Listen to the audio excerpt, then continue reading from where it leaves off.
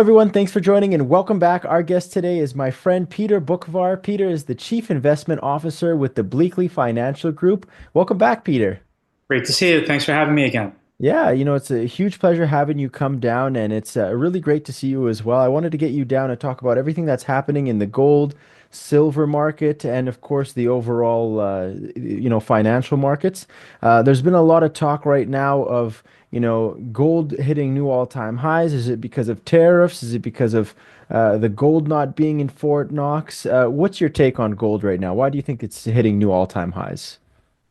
I think you're seeing through tariffs and our policies in the U.S. sort of a multipolar world that's being created here with spheres of influence in different places. And I think with a sort of a chopped up geopolitical situation, there is a greater overseas demand, a foreign central bank demand that's just continuing to want to own gold.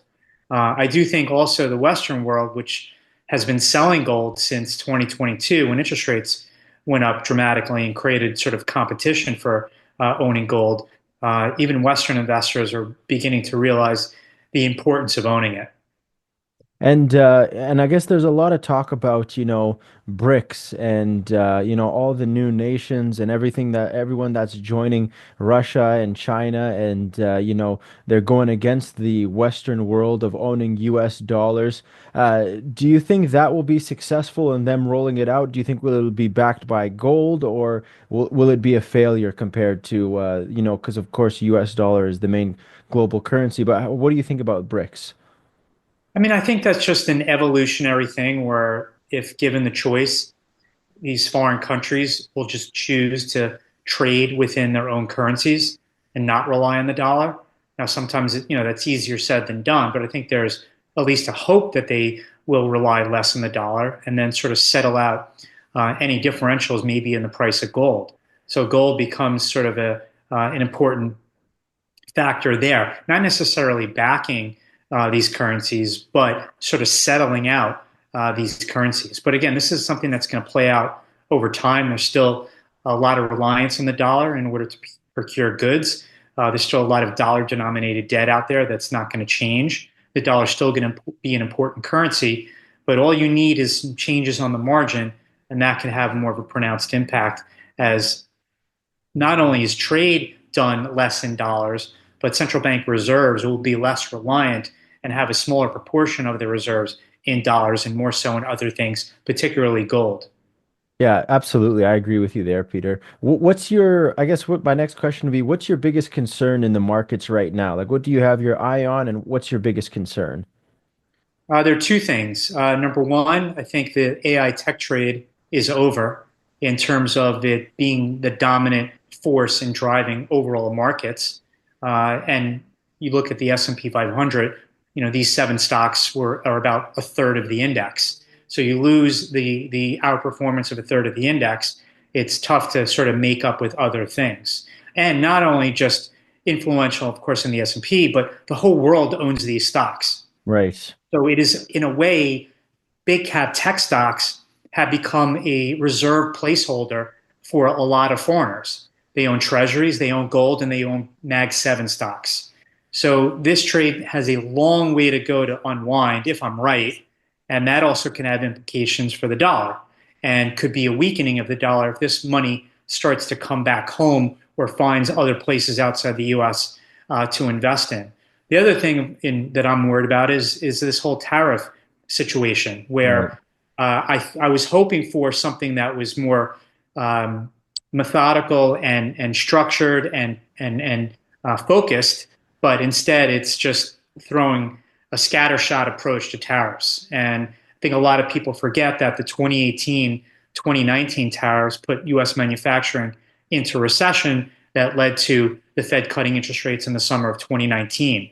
So I think the tariff situation is getting a bit out of control here. And with a 25% nonsensical slap of tariffs on Mexico and Canada, which actually violates the USMCA and the agreement that all three countries had, driven by Trump, I think makes no sense. And I'm just hoping that at the last minute, these get pulled back since March 4th is the deadline that has been laid out. There's about $15 trillion worth of physical gold in the world sitting there costing money rather than being used is just absolutely insane. Monetary Metals is bringing gold back into the financial world, putting gold to productive use right now. The problem with gold, of course, in physical form is that it's heavy, it's cumbersome, it's not particularly easy to ship, and it costs money to store in a protected manner. This platform Monetary Metals created is a proven concept and allows gold to be put to productive use, so that instead of sitting there costing you money, it's actually in use earning you money. Learn how you can earn 2 to 5% in our leasing program and how accredited investors can earn up to 12% on silver paid in silver. This advertisement is not investment or financial advice. Minimum investment applies. Yeah, absolutely. With all the uncertainty in the markets, Peter, I guess what would be your advice to investors right now, or not just advice, like what would be your guidance for everyone with all the uncertainty? Well, one thing is play more defense. The second thing is to find investments outside big cap tech. I think big cap tech is going to lag for a while, but that doesn't mean that there are not other opportunities that have sort of been left for dead. The sort of the value trade in small mid cap stocks and even large cap stocks. There are plenty of value stocks. And also, I think the outperformance in international markets, particularly Europe and in Hong Kong, I do think that that's not just a few month flash in the pan. I think that international markets have a multi-year possibility of outperforming the big cap U.S. indices. Now, I know we were recently just now talking about tariffs. Geopolitically, what kind of message does that send to, like, because if you have Canada, you're a very long-standing trade partner with the U.S., and now you're slapping tariffs on them. Will that hurt Americans, not only Canadians? Like, how does that outlook look for the next 12 months? There's no question it's going to damage us. You take the American farmer.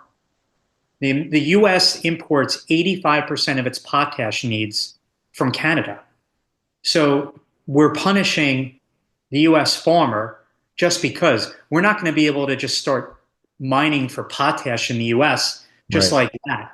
So there's no doubt there's going to be plenty of U.S. damage with tariffs on Mexico and Canada. Yeah. And before you go, Peter, as always, I really want everyone watching this right now to please connect with Peter, connect with his socials. I'm going to put the links in the description below, but Peter, where can people connect with you? Well, my daily writings are in Substack, and they can type in my name and see my subscription page. It's called the Book Report.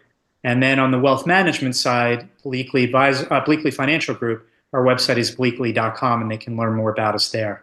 I'll put all the links in the description below. Quickly, before you go, what does Bleakley Financial Group do? Like, what do you guys do? It's a wealth management firm Okay. with about 55 different financial advisors and worth of $10 billion of assets. Wow. So yeah, everyone watching this, highly recommend. Please connect with Peter. I'll put the links in the description below. And Peter, as always, such a huge, huge pleasure having you come down. Yeah, and I'd love to have you back on in the future as the market develops. Thanks, Ivan. Great to be here. Talk to you soon.